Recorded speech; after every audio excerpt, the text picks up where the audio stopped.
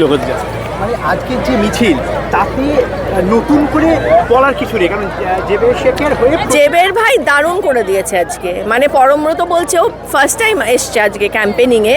আমি তো ক্যাম্পেনিং করছি বিভিন্ন জায়গায়, আমার নিজের লোকসভাতেও করেছি। এত মানুষের ঢল আমি দেখিনি, এটা জনসমুদ্র বললেও কম বলা হবে। This is like crazy absolutely. মানে বোঝা যাচ্ছে যে ক্যান্ডিডেট কতটা কাছের তাদের, যে এইভাবে মানুষ এসেছে।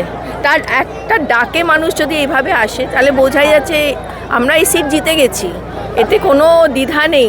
কারণ আমি তো দেখলাম মানুষের ওর সঙ্গে জেবের শেখে, মানে আমার ভাই, ওনার সঙ্গে যে সম্পর্ক দেখলাম, যে টান দেখলাম ওনার প্রতি, বোঝাই যাচ্ছে যে উনি এখানে কাজ করে থাকেন, এখানের ভূমিপুত্র।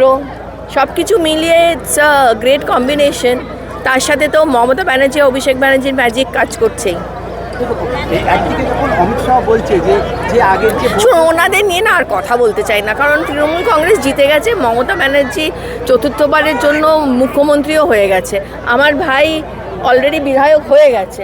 সুতরাং এখন খালি সময়ের অপেক্ষা, চৌঠা মেয়ের অপেক্ষা, যেখানে রিপোর্ট কার্ড বেরোবে।